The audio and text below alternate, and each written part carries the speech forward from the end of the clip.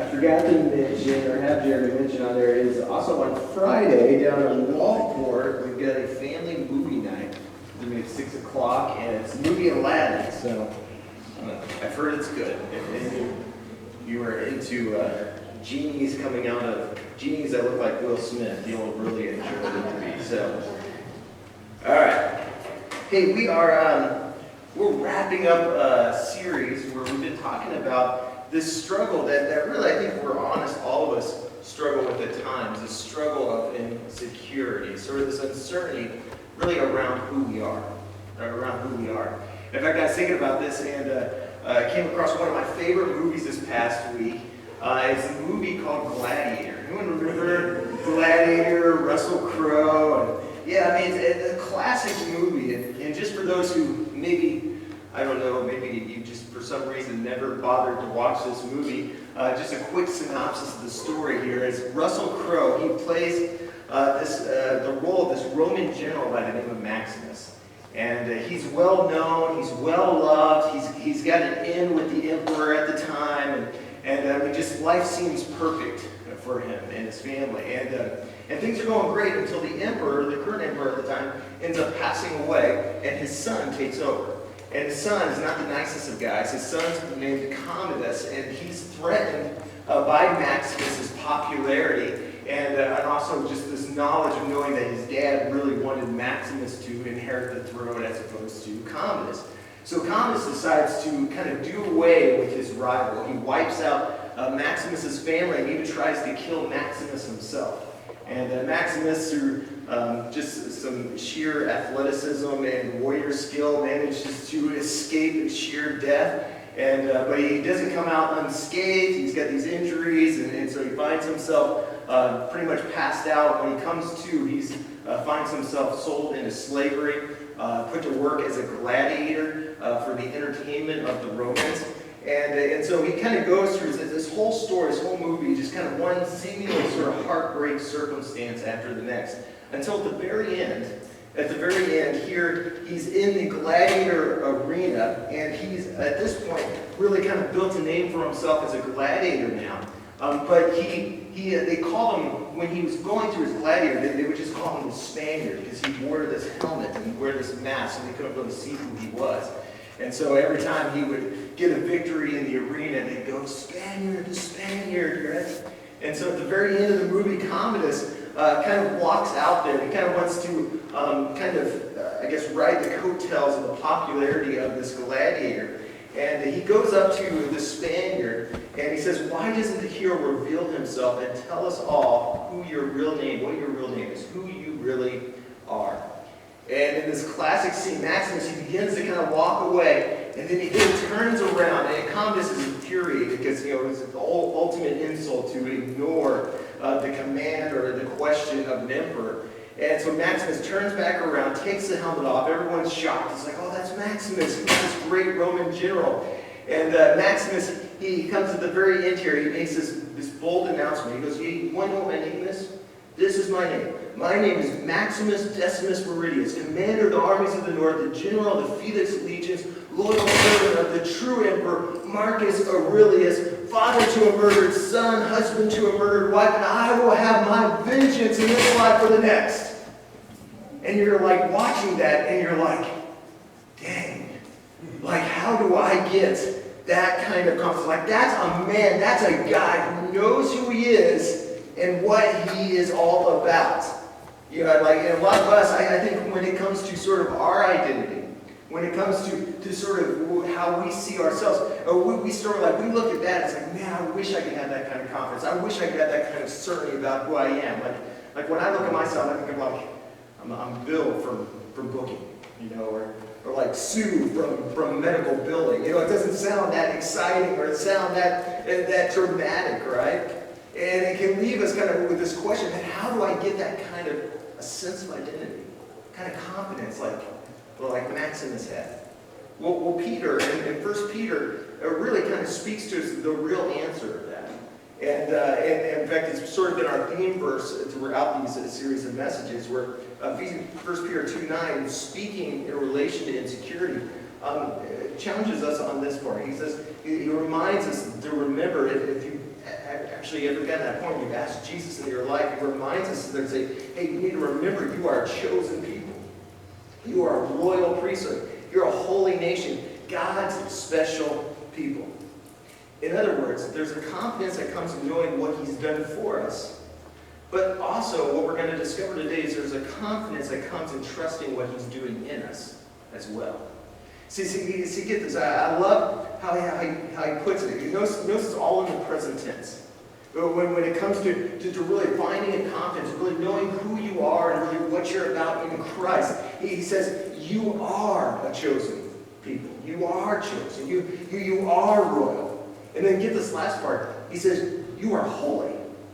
Now, I think for a lot of us, we're like, oh, I'm good with the chosen part. I'm good with the royal part.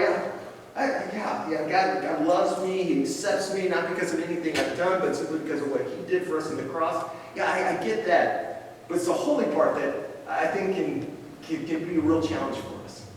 And partially because I think oftentimes we are holy and we think of this kind of standard of perfection that we all feel like we fall so short of in so many ways. But the actual definition of holy, get this, the actual definition of holy is actually to be set apart for a sacred purpose. To be set apart for a sacred purpose. So what's Peter getting at here? It's like, again, you want to find that kind of confidence, that kind of assurance. You want to overcome insecurity. You have to understand, again, that not just who you are in Christ because of what he's done, but it also comes, you got to get to this place where you find a confidence in trusting in what he's doing in you. That there's a purpose to be found in whatever season you're going through in life. Notice it's present tense. It says you are. You are holy. And this can be a challenge for us because oftentimes we look at our circumstances, and we look at our life, and we look at our ordinary job, our ordinary problems, our ordinary struggles, and we're like, that's set apart for a sacred purpose? Like, I don't get it. Because what I'm looking at is my job at the gas station. What I'm looking at is my responsibilities as a teacher, as a mom or a dad. I mean, just ordinary day in, day out. I get that my identity in Christ is royal, chosen, of value, but it feels like there's a disconnect between my purpose and my identity, between who I am and what I do in life. And yet what Peter's saying is, no. You want to find your way over insecurity. You got to start finding confidence not just in who you are in Christ, but in a trust of what he's doing in your life. That there's purpose, there's a sacredness in this season, not just the next one. Not just when everything's going great and everything's going wonderful. Regardless of where you're at in life, whatever you're going through, there's purpose to be found in it. Yeah. Which brings us to the guy we're going to spend the rest of our time with tonight. And it's a story we find in 1 Samuel chapter 9. And this is a guy by the name of Saul who's going to come to discover a purpose that's found in probably the most unlikely of places.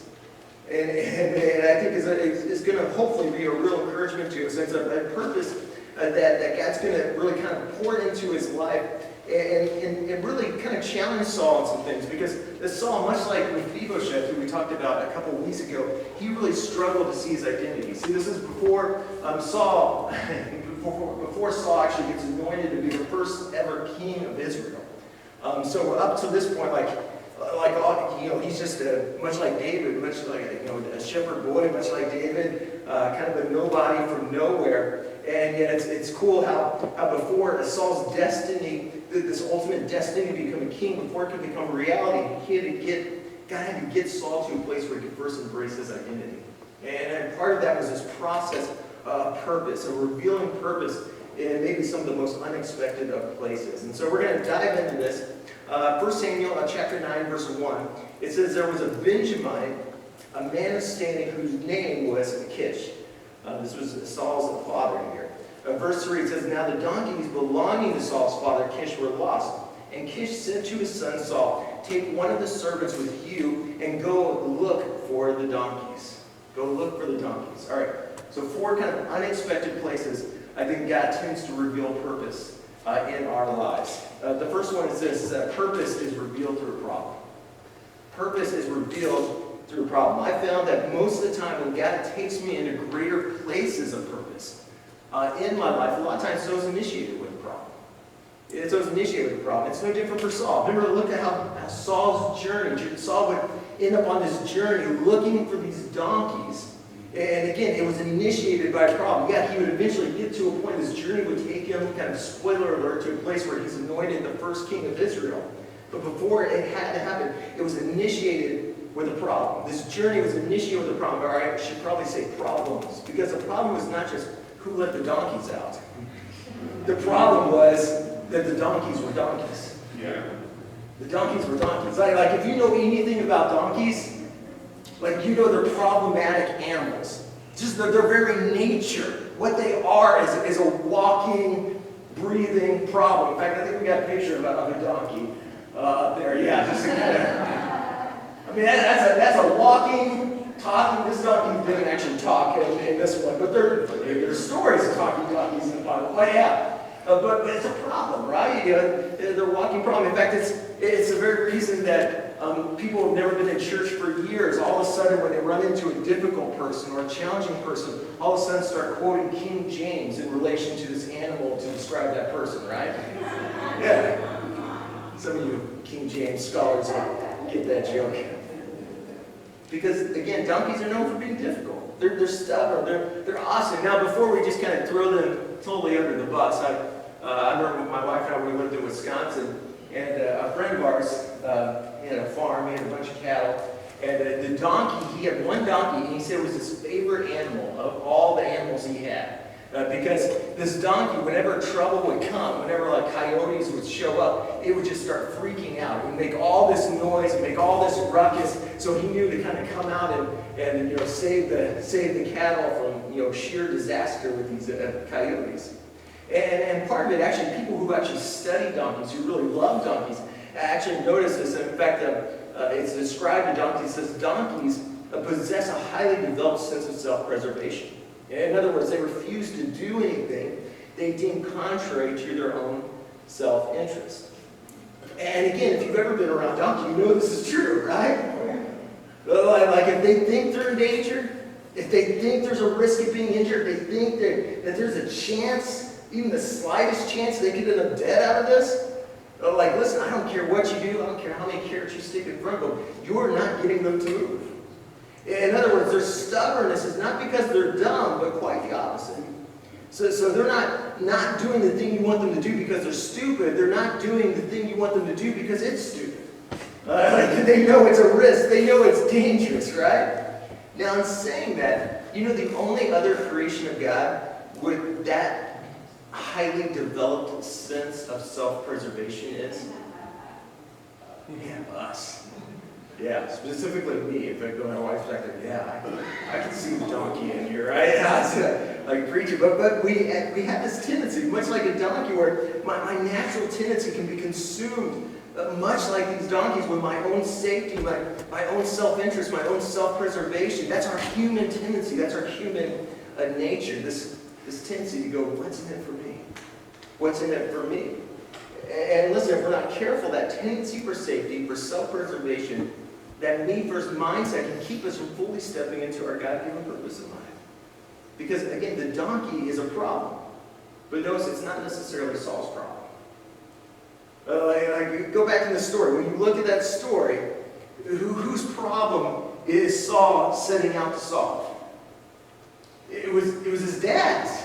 It was his dad's donkeys that he's going to try to track down. A problem of his dad that he's trying to solve. Listen, have you ever felt like the problems that you're dealing with are not your problems? Yeah.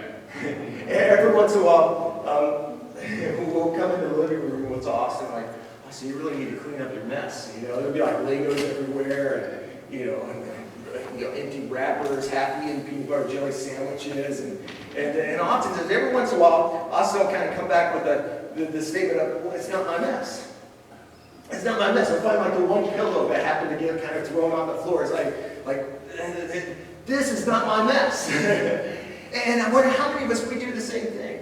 When God brings about an opportunity to help somebody else out. Somebody else who's in struggle. Somebody else who's going through a hard time. And how many of us do the same thing? We sit there and think, well, because I didn't, I'm not involved in this, maybe like it's less than 50% of my involvement in this mess creation, like we feel like there's no responsibility in it for us. Like I've got no handle on this. But listen, when you go back to Saul, listen, Saul found his purpose when he set out to solve somebody else's problem.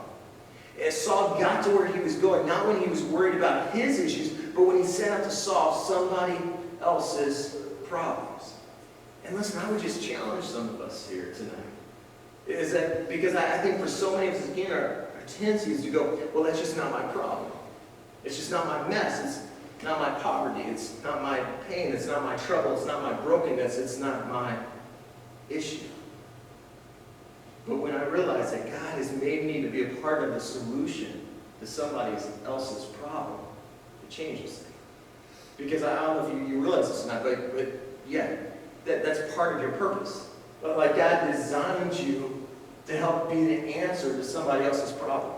To be an answer, in some cases, to somebody else's prayer. You're called to make a difference. And so many of us, again, we can have this tendency to just kind of go through life with blinders, live in a self-preservation mode, and sit there and think, that's not my problem, it's not my mess, it's not my struggle. But listen, you want to experience purpose in your life. Listen, you gotta learn to see beyond yourself. You gotta learn to be a part of the solution to somebody else's problem. And so this problem, it initiates this journey that would form in him a greater purpose than just chasing after donkeys. Let's check this out. He's chasing, they're trying to find who let the donkeys out. They're on the search to find these things. And we catch up with the story again, verse 4. It says, so he passed through the hill country of Ephraim and through the area around Shalisha, but they did not find them. They went on into the district of Shalem, but the donkeys were not there. Then he passed through the territory of Benjamin, but they did not find them. In other words, here you can just kind of see this picture in your mind. Here's Saul. He's just going from one place after the next, one town after the next, one stall after the next, one hill after the next. And by the way, when it says hill country of Ephraim, in fact, I think we got a picture of kind of what the hill country of Ephraim looks like. It's not an easy. Oh, there we go. Yeah, it's not an easy. It's not an easy trail. I mean, this is a lot of up and down. This is a lot of going over rocks. I mean, this is not a quick little search and rescue. In fact, this whole story we're going to come to discover is that not only is it not a quick search and rescue, but it becomes a sort of frustrating game of hide and seek. Which leads us to the second thing. If you want to discover and step into God's purpose for your life, is that purpose is oftentimes revealed through persistence. True purpose is revealed through persistence. James 1:1-2 in the Message puts it this way. It says, consider it a sheer gift, friends, when tests and challenges come at you from all sides. You know that under pressure, your faith life is forced into the open and shows its true colors. It's speaking about your identity there, right? Your identity in Christ. So don't try to get out of anything prematurely. Let it do its work so you become mature and well-developed, not deficient in any way. The point is that there's a purpose that's revealed through our persistence, especially when it comes to persisting in prayer. Persisting in prayer. In fact, you read later on, in fact, the next verse in that passage in James, it talks about this persistence in our prayer life, being persistent in it. And when you think of Saul's story, how many know Saul was probably praying the whole way? Like he was learning this lesson the hard way. Learning to be persistent in prayer. Because, again, if you ever, and even though it doesn't specifically say that Saul was praying, the reason we can kind of imply this is think about this. Like is there ever been a time where you lost your keys and you needed to get somewhere? What do? Like you're praying. God, if you just shine a divine light, I promise I'll be better. If you just reveal, these keys so I can get to where I need to go. So no doubt Saul's praying the whole time. But probably, as he keeps praying, God, show us where these donkeys are. I want to be able to get back on to doing my life and living my life. I just want to be done with this.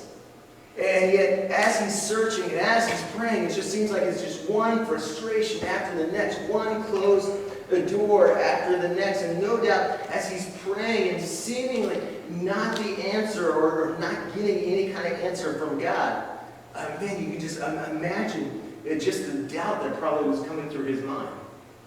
Again, like, God, what's going on? I don't understand this. I don't see the purpose in this. Why, every door I go to just seems to be one closed door after the next. And listen, I share this with you because I think oftentimes we can tend to get stuck in places and not ultimately step into God's purpose for our lives because of this right here. We get stuck at those closed doors because we get frustrated, and especially when it comes to prayer. Because we think that just because we didn't get the answer we wanted to get, just because we didn't hear what we wanted to hear, that somehow God wasn't speaking. We mistake getting an answer we didn't want to get for somehow God not being involved or God not actually answering our prayers.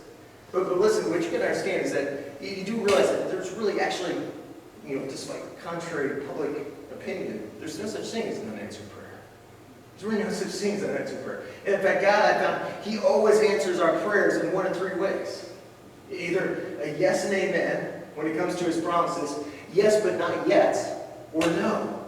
Like, do you realize no is an actual answer?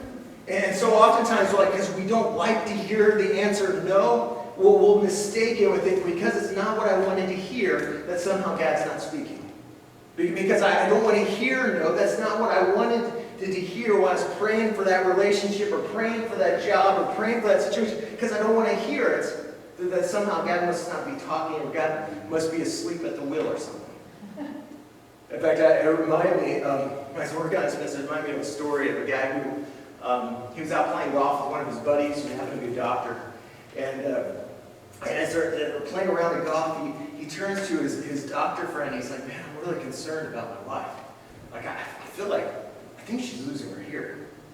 And so his doctor friend goes, well, I got a quick little test for you to do when you get home. That'll kind of, let you know, how serious it is, how serious of a hearing loss she might have. When you get home, stand about 10 feet from her and ask her a question that you would commonly ask when you kind of first set foot in the house, And if she doesn't answer, then just step 1 foot closer to her.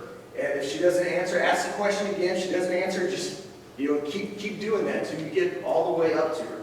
And if it falls in that 2 foot, 3 foot, 4 foot area, you know that she's probably losing her hearing. So he takes this advice. He goes home, stands about 10 feet from his wife, and says, "Honey, what's for dinner?" And no answer. He's like, "Oh man, this isn't looking good." So he takes a step. He's 9 feet away. "Honey, what is for dinner?" No response. No acknowledgement that he's even in the room. He's like, "Oh, this is bad. This is not looking good." So he keeps doing this. 7 feet, 6 feet, 5 feet, 4 feet, 3 feet, gets 2 feet. He's like yelling it at her now. "Honey, what is for dinner?" And she turns and she looks at him and she goes, "I have told you now 9 times that it's lasagna." Point being, see, he thought it was a speaking issue, but in reality it was a listening issue. He wasn't hearing. Again, he thought it was her issue, when in reality it was ultimately his. And I think for a lot of us, it's the same way. Is that, again, what we mistake is God not being involved, or God somehow forgetting us, or God somehow not responding to our prayers. Could it be that it's not that He's not giving you an answer, it's just not the answer you want? And listen, when you go back to this story, the beauty, again, another spoiler alert in the story, truth is that Saul, what we're going to come to discover, is he actually never does find the donkeys. He never does find the donkeys, but he finds something better. Like Saul, I know you think your destiny is behind door number 1, door number 2, door number 3, but if I tell you yes right now, you'll never get to the yes that I ultimately have for you. See, what if the reason you haven't found the donkeys yet is not because it's not really about the donkeys at all? It could be the reason that God is giving you a no in this season or in that situation is because ultimately He's trying to get you to a more significant yes. And so many times, in fact, that's what we see in Saul's life, is that we see a disappointment that ultimately led to his divine appointment. And when he continued to be persistent, rather than getting stuck at the no's and stuck with the answer he didn't want, He kept pressing on, trusting that even though it was the answer he wanted, it was the answer he needed. He kept on pressing on and would ultimately lead to this divine appointment that we're going to read about in just a moment. So again, we see purpose. Again, it's realized. It starts with a problem. It's realized oftentimes through persistence. We also discover that purpose is realized through people.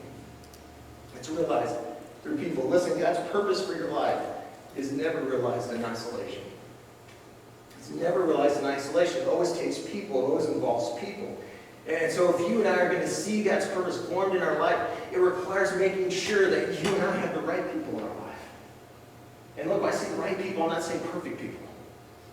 but the right people. Because listen, if you don't have the right people around you, when you want to quit, you'll quit.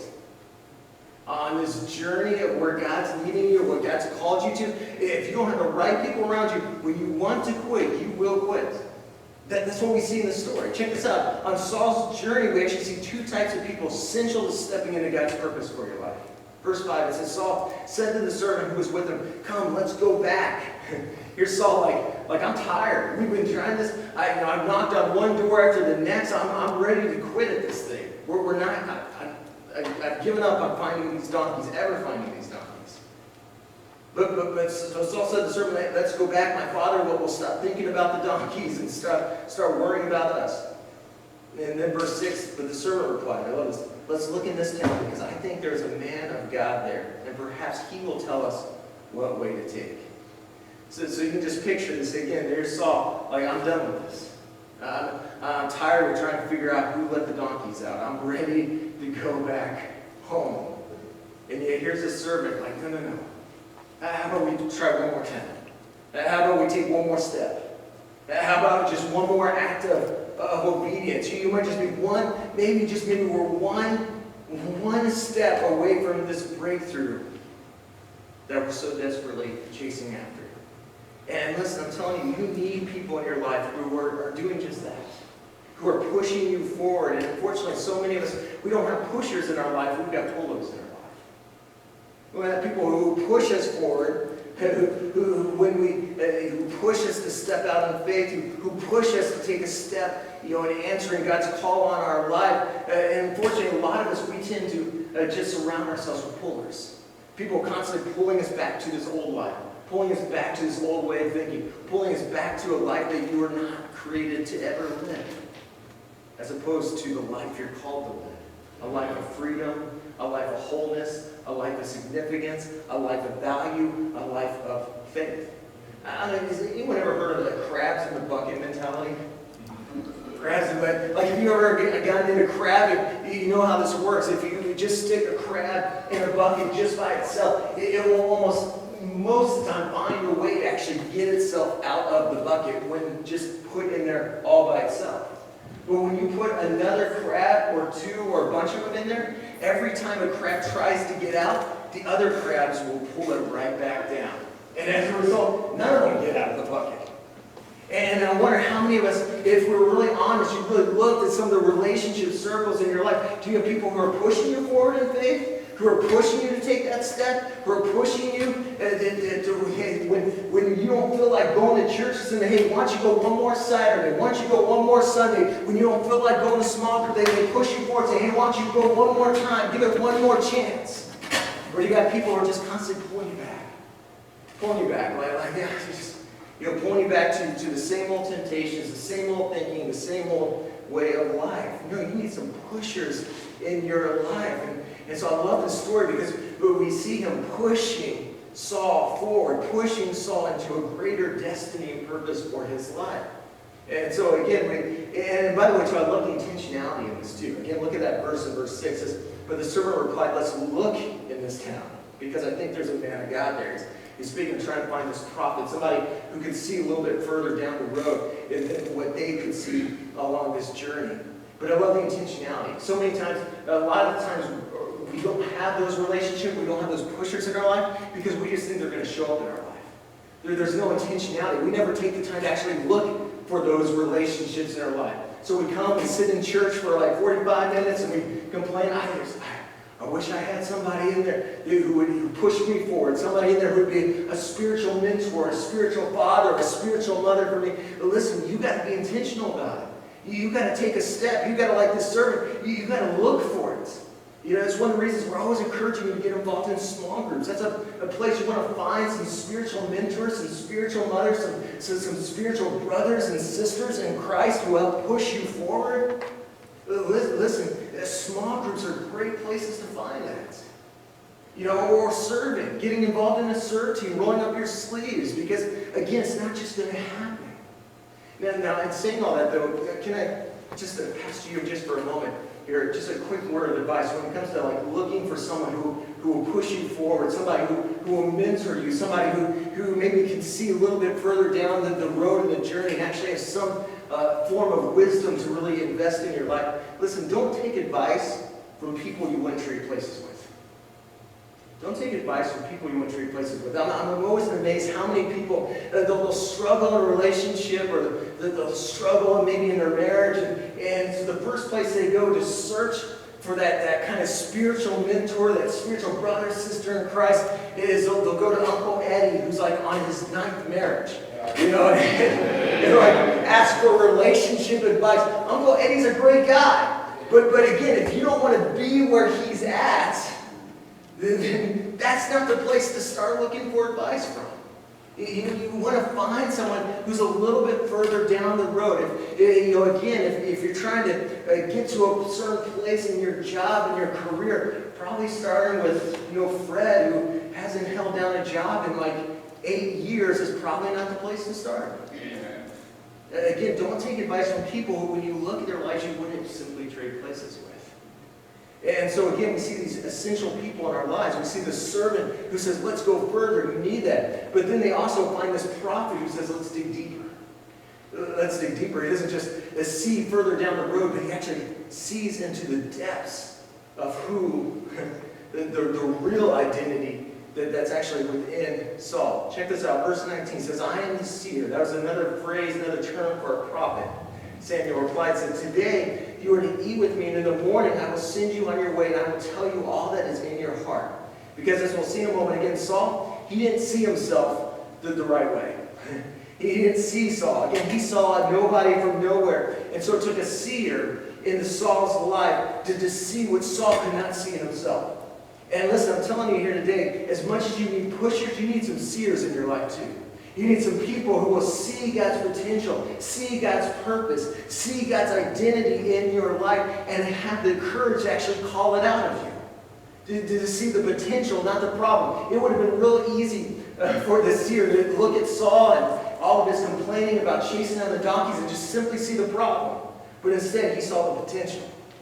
And again, you've got to have people in your life. You've got to have some people in your life that even when you don't see it, when you don't see goodness, when you don't see potential, when you don't see faith, when you don't see it in you, will call it out of you. I don't have time for this, but can I tell you, spouses, you're called to be a seer in the life of your spouse. And some of you, you're seeing the wrong things because you're focusing on all the wrong things. Yeah, Saul had issues. But again, Samuel didn't speak to the problem. He spoke to the potential. Come on, some of you spouses, you've got to be able to say, I see goodness in you. I see faithfulness in you. I see strength in you. I see beauty in you. You've got to have some seers. Which brings up the last point, and then we'll get out of here. When it comes to revealing purpose. Revealing purpose. Verse 20. Here Samuel invites him in. He sees this potential that again Saul's struggling to see. He sees a purpose that Saul's struggling to see when he looks at his life and he looks at who he is and where he is and what he's called to be. He's just struggling with all this. And so verse 20 says, as for the donkeys that you lost 3 days ago, which I think is kind of humorous, like, well, I guess we know who lost the donkeys. Like, he's going to call us right out there. But it goes on and says, and to whom is all the desire of Israel turned, if not to you and your whole family line? In other words, what's he getting at? I see something in you, Saul. I see potential in you, Saul. I see greatness in you, Saul. I see value in you. And I love Saul's answer and response because it's so us. I think we all relate to Saul answered, I'm not a Benjamite.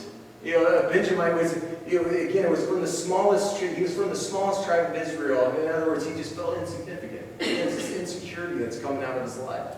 He's like, my clan is the least of all the clans in the tribe of Israel. Why do you say such a thing to me? In other words, again, don't you know who I am, Samuel?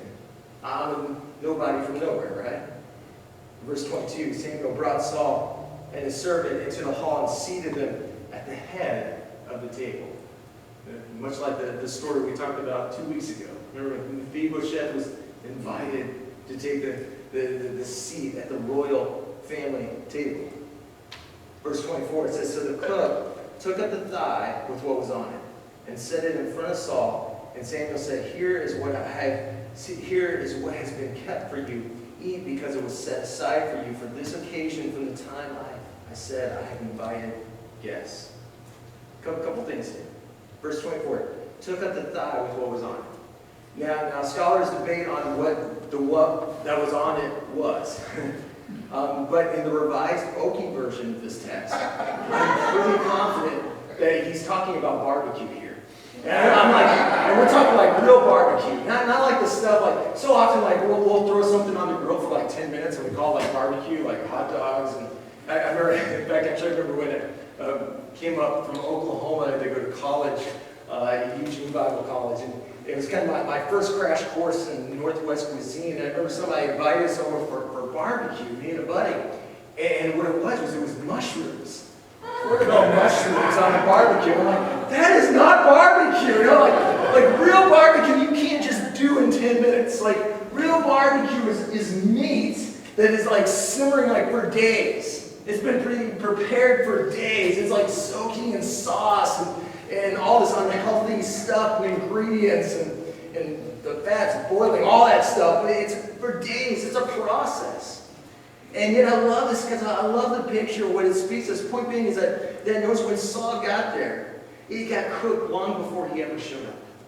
And this is important for us to get. See, while the doors were closing, his portion was cooking. While he was there struggling to find the purpose in his current reality, a greater purpose was simmering in relation to his destiny. While he was getting ready to quit, God was just starting to get the grill going. I share this with you because I think so many of us, when we just simply look through the lens of the natural, when we just see what's going on around us, we see our circumstances, we see our jobs, we see the stresses, we see the problems. So oftentimes we can live in this place of insecurity, wondering what the purpose, what the value, what the significance of it is. Or we can wonder if God's even up there, if God's even listening, if God's even involved.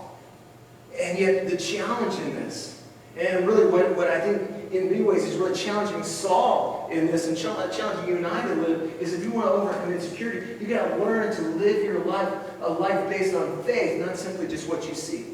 In fact, Hebrews 11:1, when it speaks of faith, it says faith is a substance. Some translations say the confidence of things hoped for.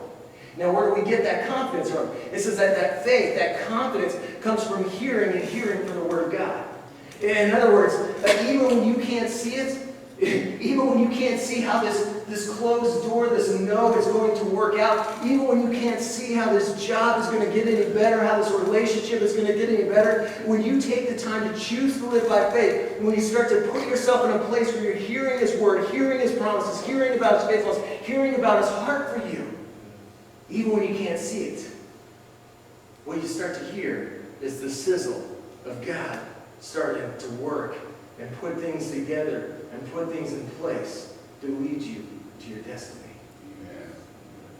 Again, you want to overcome insecurity. Listen, it's not going to happen by you just simply living your life defined by what you see in the natural right around you. You got to learn to walk in faith.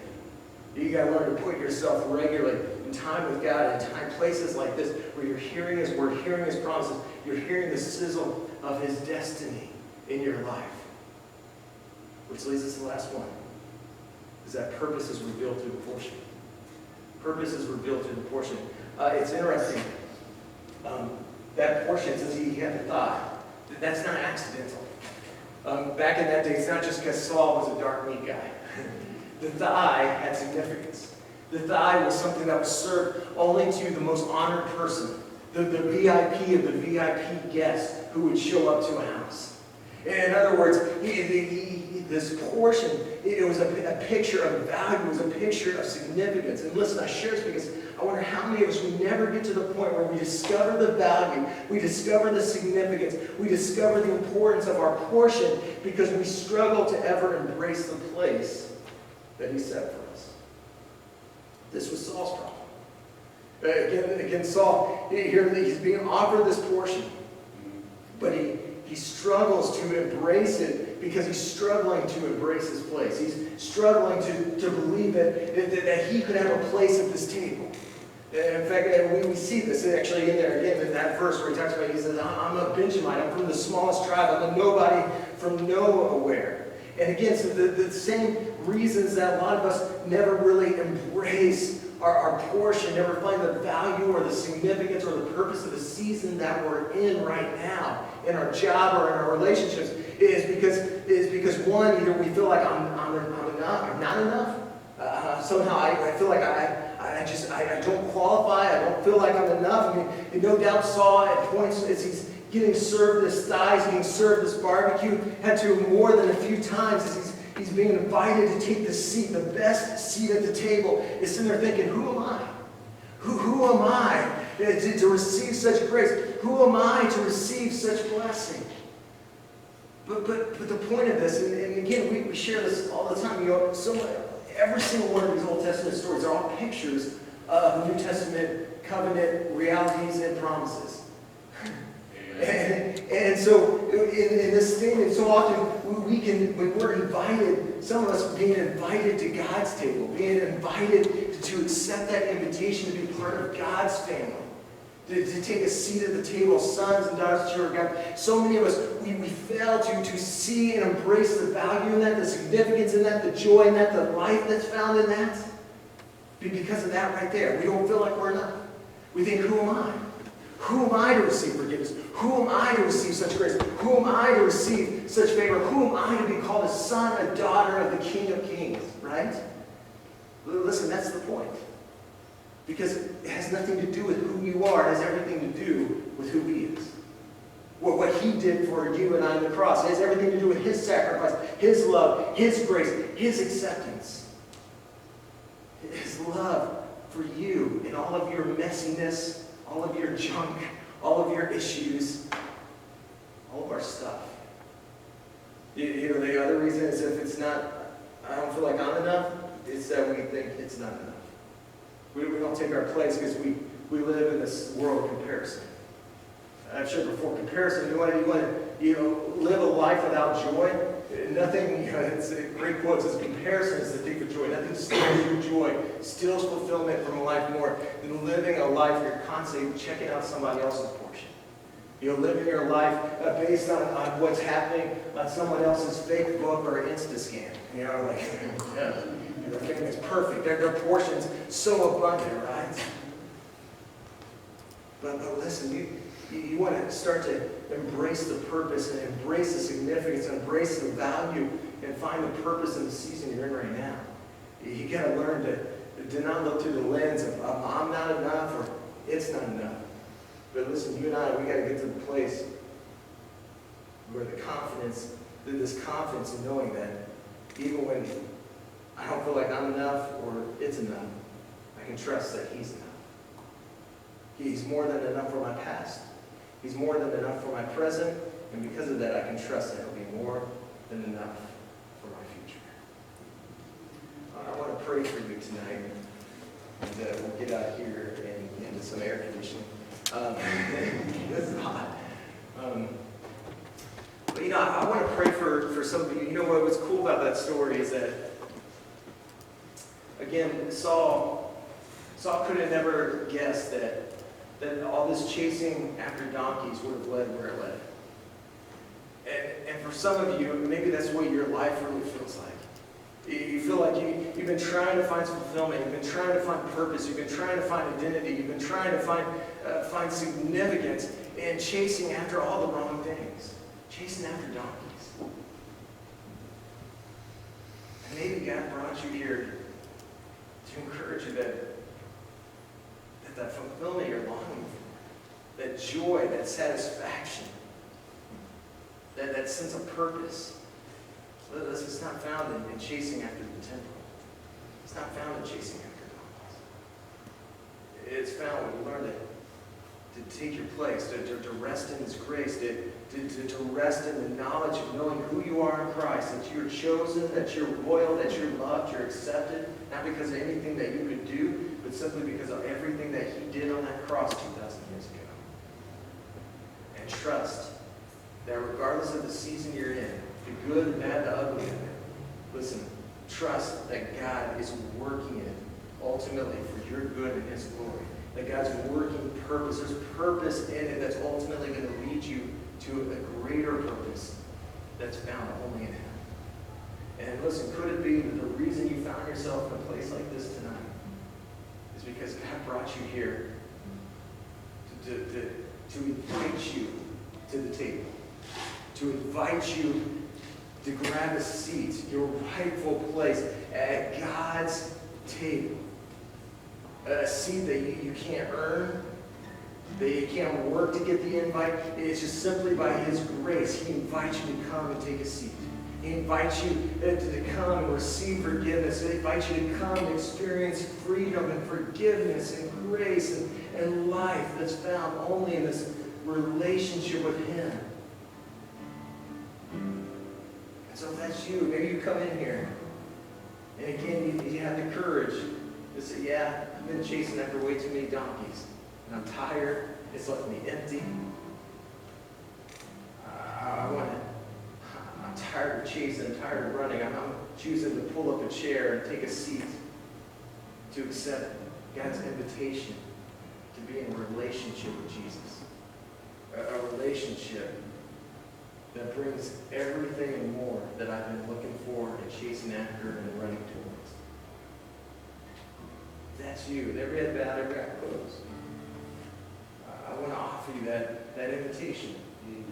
That invitation to pull up a seat, to be a part of God's family, to experience His grace and experience His love and experience His mercy for you. So if that's you, with every head bowed, every eye closed, you simply raise your hand. I want to pray with you. I'm going to call you up. I'm going to call you out. Just want to pray with you. Pray this with me in your heart. Father God, I acknowledge that way too many times I end up either living my life like a donkey or chasing after donkeys. Chasing after stuff that really, in the big scheme of things, doesn't matter. But I believe the freedom from that, the rat race that so many of us live in, I believe it starts with learning to simply accept the invite into this relationship with you, Jesus. An invite to take a seat at the table. But by believing that, Jesus, you love me enough to come on this rescue mission, to come down and die on the cross, to pay a price for all of my sin, past, present, future. That because of which I can walk out of here not struggling and not living stuck in insecurity. But I can walk out of here with the confidence in knowing who I am in you, Jesus. I'm loved, I'm chosen, I'm forgiven, I'm accepted. And also trusting that regardless of what I'm going through, God, I can trust that you're up to something. That even if I can't see the purpose in it right now, God, you're working it. You're working it for my good and ultimately for your glory. So now, Jesus, I ask you to come into my life. And I ask you to be Lord and Savior of my life. In Jesus' name, amen. Let's stand up. Let's worship.